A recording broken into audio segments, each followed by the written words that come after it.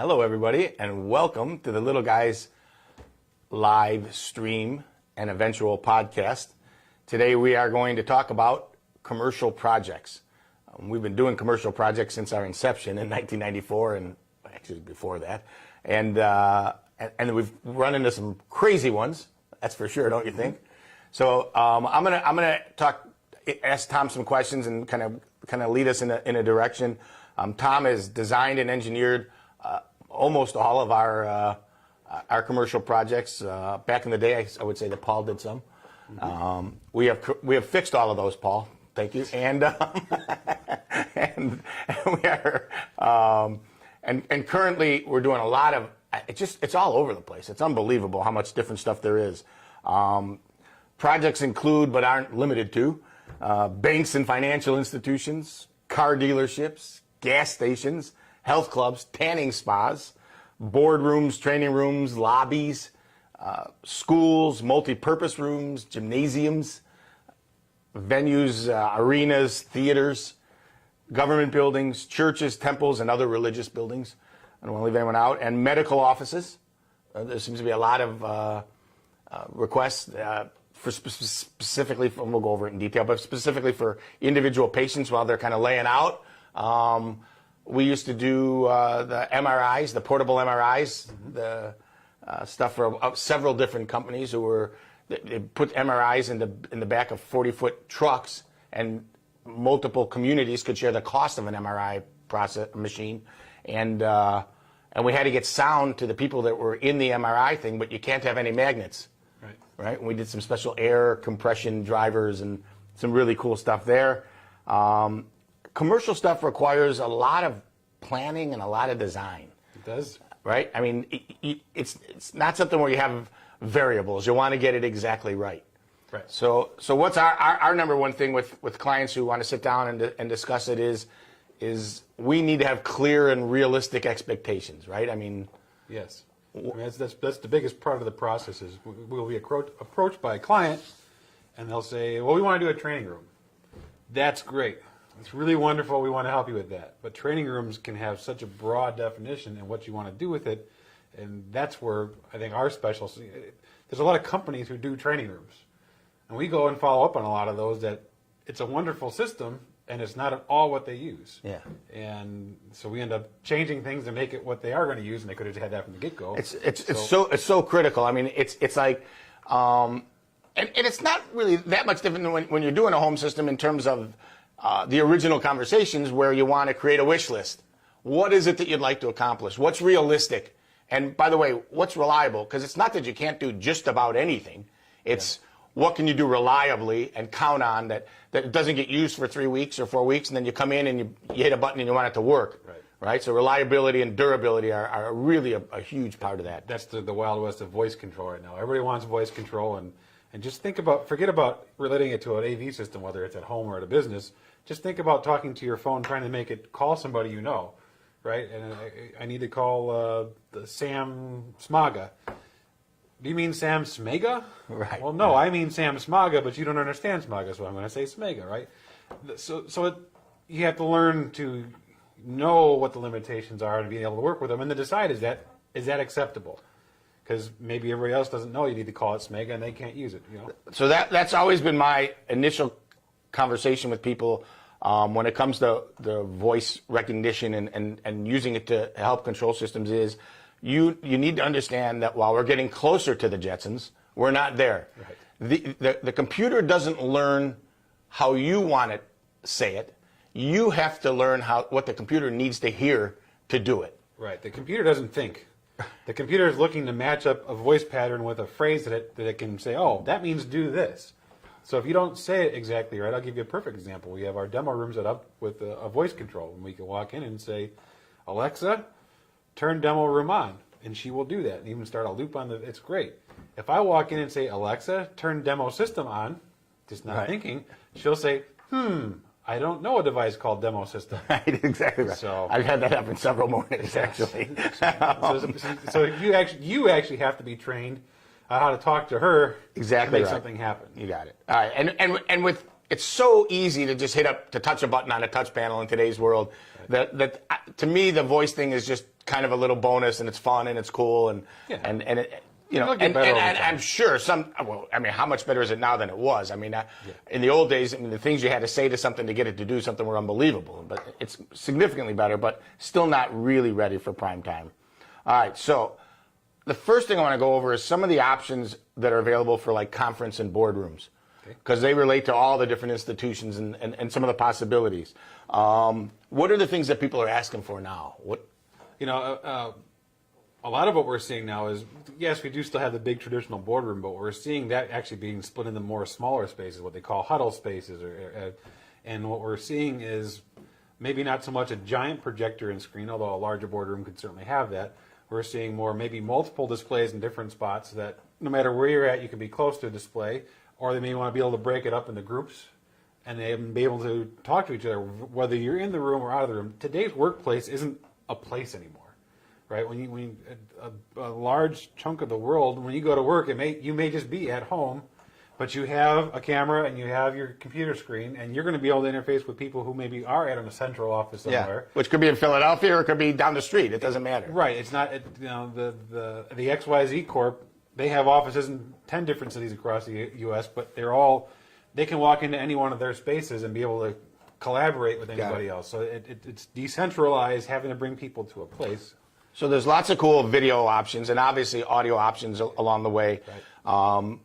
Clarity and dispersion of sound equally, so it's not blaring, is super critical. Yeah, right? That's one of the big things that we have. And it's not just always an equipment thing, but when you're doing these video conferences or teleconferences or webinars or whatever it may be, one of the big complaints we get is, well, we do it now, but the audio is terrible. They can never hear us, or it's really echoey coming back. Well, that may be how your microphones are set up. That may be how your speakers are set up in the room. It also may just be the room. The conference room is a giant room with 30-foot ceilings, and it's all glass and drywall. No matter what you do, it's going to echo in there. Well, now we bring in our expertise in acoustical treatment. So that's not an electronic fix. That's a physical acoustical fix. Got it. That can create a better space for that. Totally makes sense. Even our room, which isn't bad, it's a little bit on the live side. We're going to do some stuff in here. But it's drywall, and it's a little bit of carpet, but it's real thin carpet. We got a glass window. And we are experimenting with new microphones, courtesy of we do have new microphones. Follow Productions, Homewood, Illinois. Yep. So thank you for that.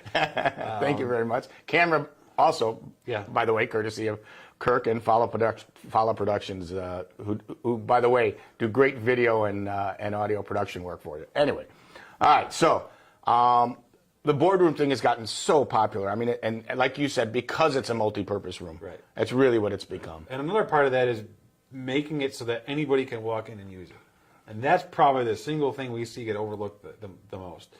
A lot of times you could look at a design. Our design may exactly be the same equipment as somebody else's design, but we will include control, and they may not. Of course, you can open an equipment rack and you can push a button and turn a couple knobs, but if you've looked at commercial gear, it is not intuitive or user-friendly. No, that's for sure. Right? So and everybody knows that Bill down in maintenance, he knows how to run it, so everybody's calling for Bill every 5 minutes. I can't make this work. I can't hear anything. And hopefully he's there. Maybe he's at lunch and you're out of luck. It's not supposed to be that way. Yeah. It needs to be simple, whether it's using your phone. The best thing for a conference room is to have a dedicated touch panel on a wall, because that can't walk away, and the batteries are always, it's not on batteries that you pick up the remote and the battery's dead, you're about to have a multi-million-dollar meeting with a high-end client. That's a bad look. That's for sure. Or if you could walk over to the wall and hit a button and things happen and you have your conference, the AV system is transparent. That's what we want.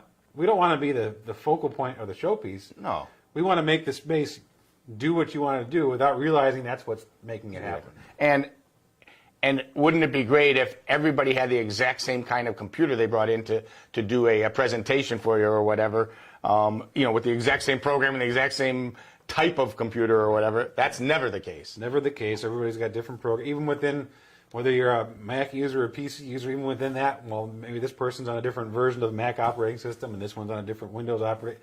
And then the CEO walks in and he doesn't use a laptop. He wants to use his iPad. Right? And then the CFO comes in and says, well, iPads cost too much. I have an Android tablet. Yeah. We've got to make all these things work. Well, the good news is there's solutions to make them all work.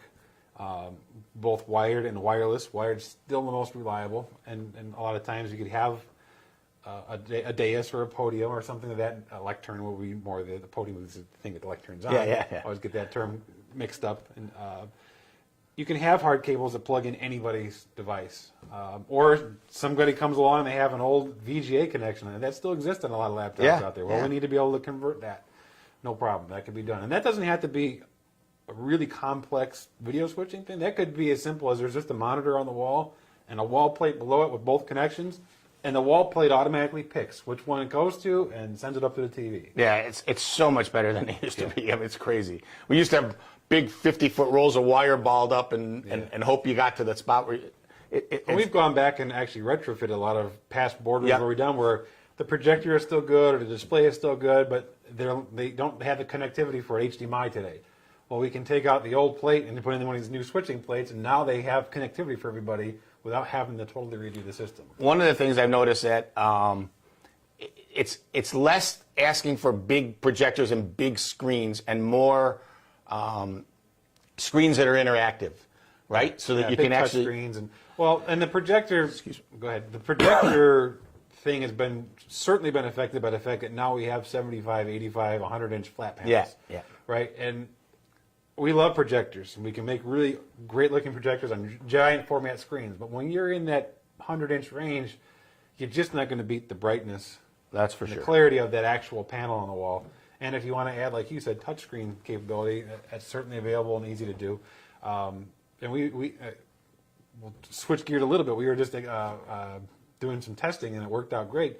We could even take a 24-inch touch monitor and turn it into a giant interface for your control system. So you're not limited to a little touch panel. Touch panel. It can be impressive, and then that could be flipped over for digital signage and was not being used as a touch panel.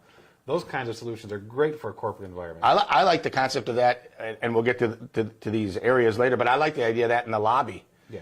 Right? The people don't know it's a touch panel. It's just the TV on the wall or whatever. But when you come in the morning, you can... Right. Well, and it can even be automated where you don't have to even do it, or it's the panel on the wall. So what we're talking about is a lot of these new panels are Android enabled. In fact, the majority of the TVs you're buying from most of the manufacturers nowadays, whether it's Sony or LG or Samsung, they're Android-based panels. There's no secret about that. Well, that's being incorporated now into touch panels, so it's like a giant Android tablet. And then we can pair it up with little media players, and you can do really professional-looking digital signage that can update itself and run schedules. You could do a 24-inch interactive touch panel that has that kind of thing for like $2,000 or less. What a great investment for the front of even a small business. You have that in your lobby when you walk in. It's got the current weather. It's got the current headlines from whatever news service you want. That's really cool. So you're not doing anything on a daily basis. Maybe you have some promotional clips that run every half hour or 45 minutes. You could do that. You set it up once, you let it go. Maybe once a year or once every 6 months, you're changing some content up on it. But it presents such a great look. It could be, and that can be, like we went through a list, that could be a doctor's office or a dentist's office or a tanning salon. You can be doing promos of the latest products. For sure. You're always trying to sell products. That's any business can use that. So. All right. So let's talk. Let's do some of the other options that are available, but let's kind of do it through jobs we've done. Car dealerships, for example, both inside and outside, right? I mean, right. So car dealerships. I mean, it kind of started elevating especially when we had the big boom of car dealerships being built. What was it, 5-10 years ago? Everybody was rebuilding car dealerships. The easy one there is, we want sound everywhere. We want audio everywhere. Okay, so we'll take that as a given. But what's become more of a trend is to have video walls, things of that nature, so you can do large format advertising. And you walk into some car dealerships and there's entire 30-foot tall walls filled with just content of whatever it is that the marketing department wants to bring up, right? And now that's becoming the expected experience. When you walk into it. Where when that first started happening, that was sort of like, wow, that's over the top. Maybe it was only at a Mercedes or a Bentley dealership or one of the high-end autos. Well, now you walk into the Toyota dealership and there's a giant wall. Yeah. Right? And if you don't have that, you look like you're behind the times. My conversation with the dealership owners is typically, I saw this at so-and-so's. Can I make mine a little bigger? Right. Can I cover a little more space? I want mine to be a little nicer than that one, kind of a thing. And with the technology we have available today, video walls can be made up of normal format TV sizes, like a 55s or a 65 or a 42, 46 is more. 46 and 55 is the most common, and that kind of keeps you in a specific. You can go high and that's a typical size and shape. Couple of size and shape. Or now we have just straight LED panels where they're literally modules, and there's a few different sizes, and we can build any kind of size. If you want your video wall to be a giant L, okay, we can do that. You do have to create your content to look right on there. But the displays, there's no limit. If you want it to be curving around a dealership and make it not just a square foot, that exists. That's not, for sure. That's not rocket science today.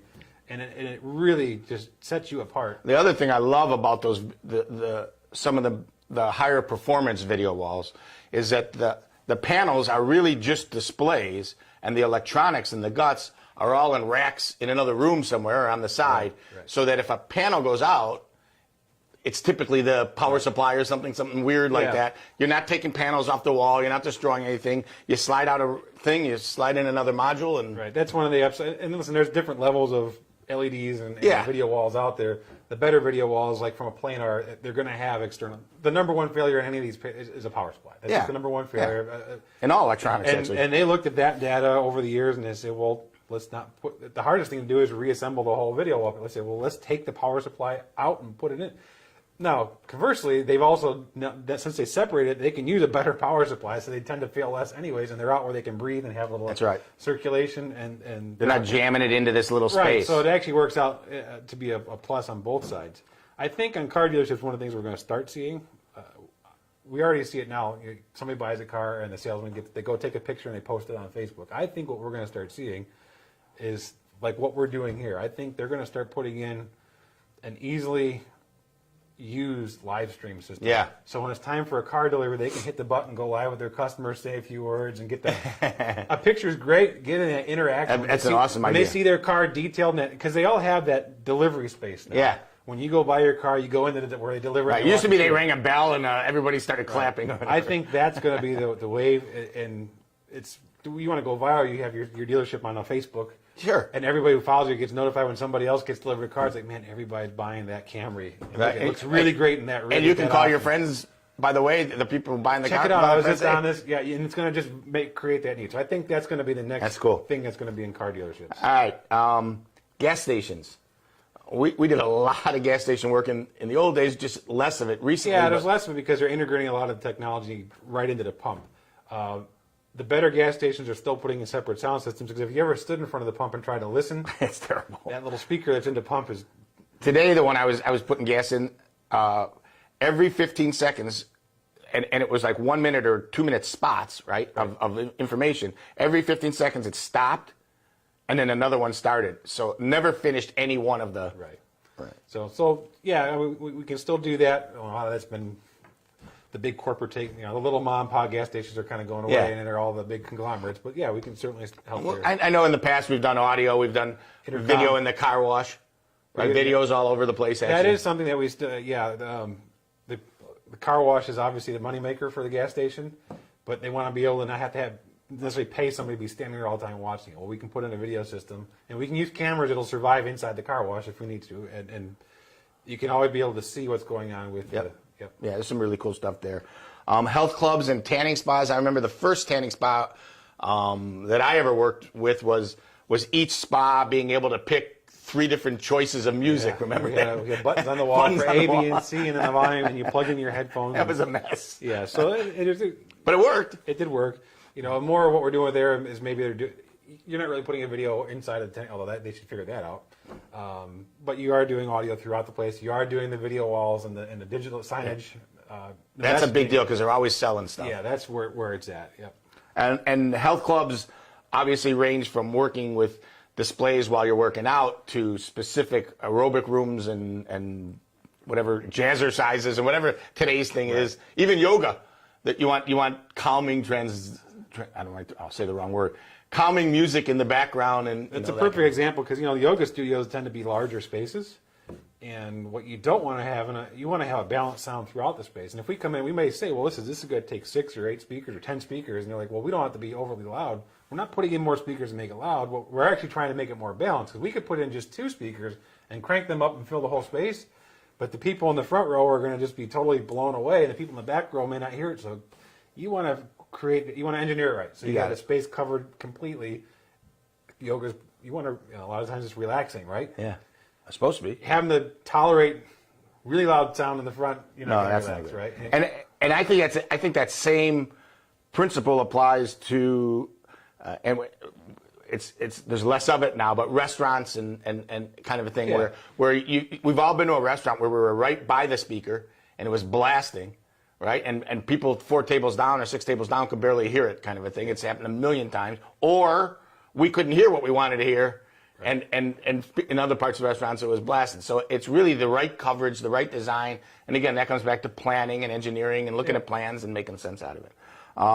Schools, those projects have really. We've been doing a lot of schools in the last few years. It's and because what they're doing obviously is technology gets adopted into these programs and curriculums.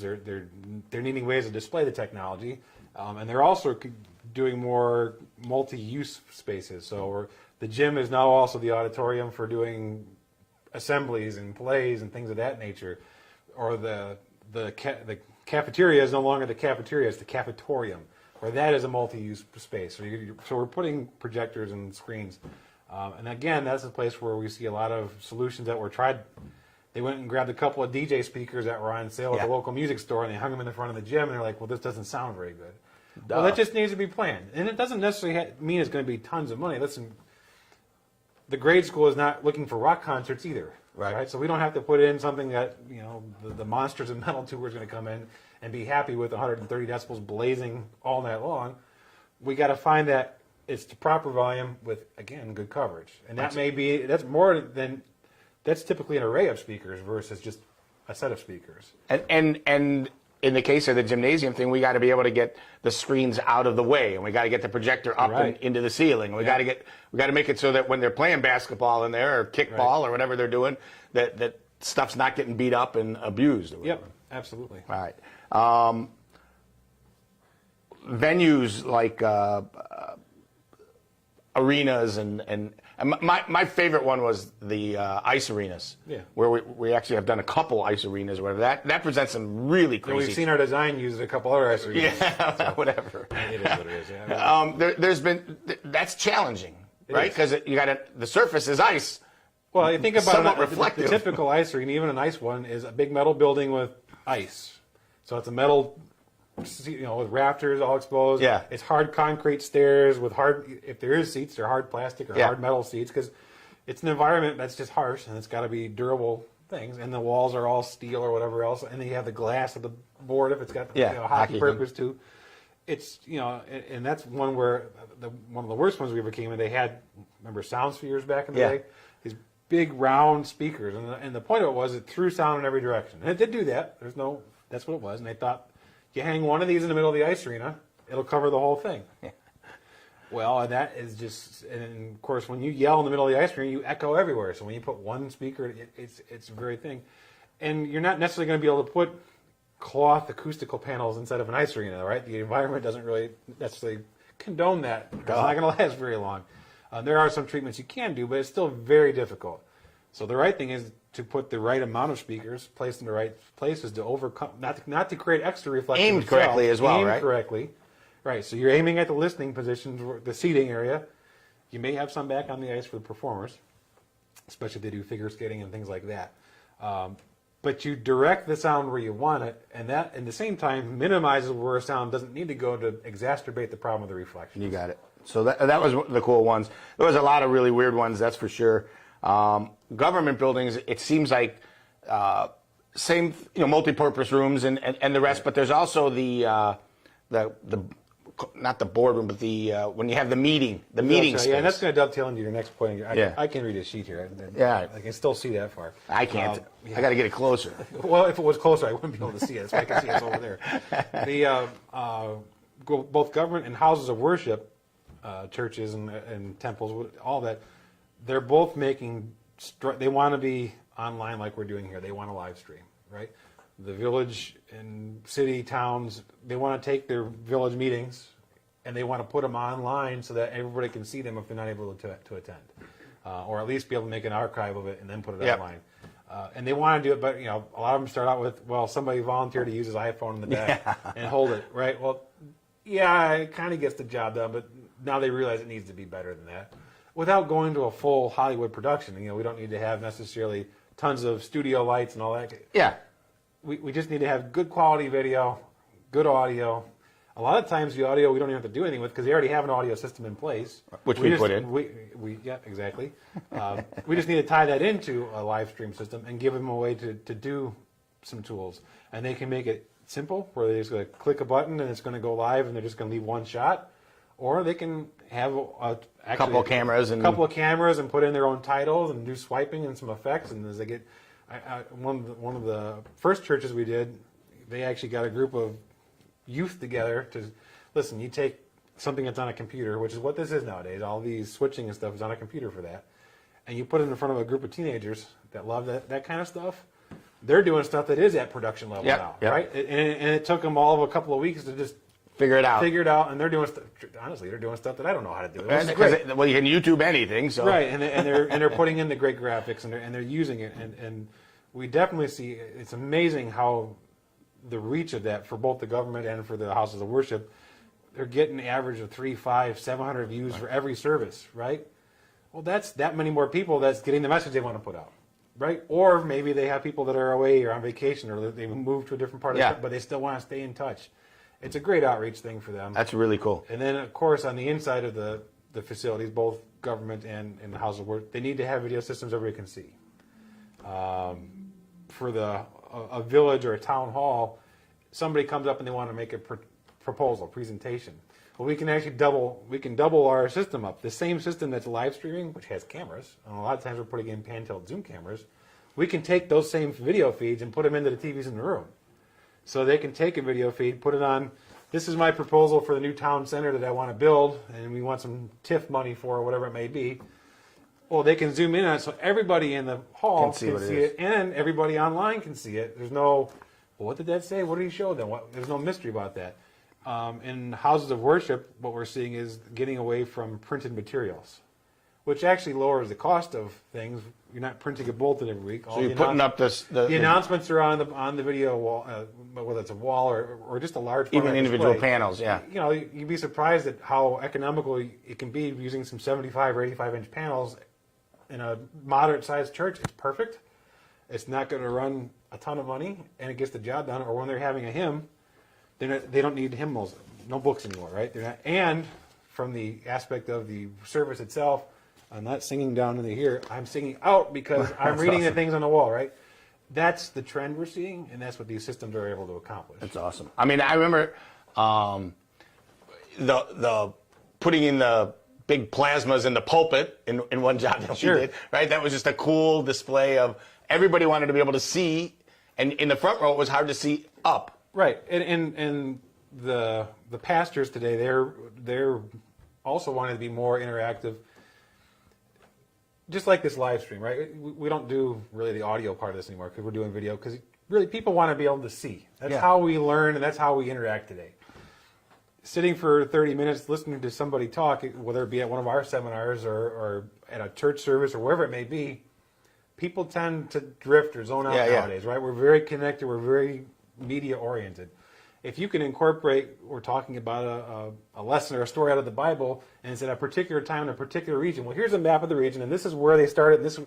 When you bring those types of things into it, that changes the whole dynamic of it. And we're also seeing a lot more. You know, a lot of the more traditional pastors are retiring and moving on. We're seeing a lot of younger pastors come in, and they need. That's how they operate, right? So this just enables them to take it to the next level. Medical offices. Same basic concepts. Yeah, and digital signage is the huge one there for them. Although dental facility, we're seeing a lot of the bigger dental offices nowadays where it's a group of doctors in a larger office. Maybe there's 10, 12 rooms, and that's where we're doing audio in each room. Yeah. Choices of audio in each room.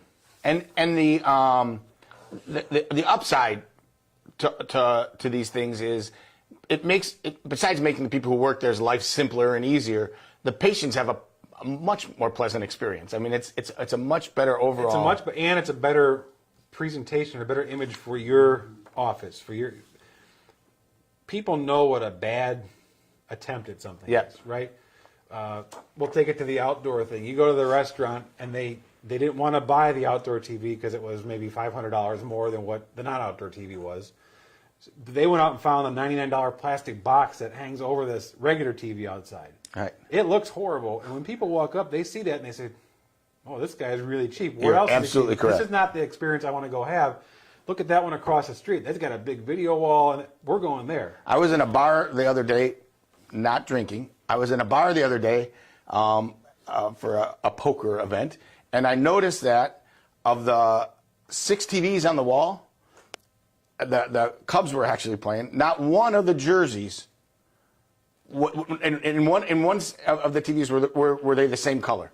They were a different shade of blue in every single television that was on the wall. And how many were actually in high def? Right, and actually, that was my next thing. The other thing is, it was blurry. I mean, it was literally blurry. In today's world, that is 100% unacceptable. Right. I mean, I was in another place that actually had some tube televisions left, which I couldn't believe. But these were flat panels.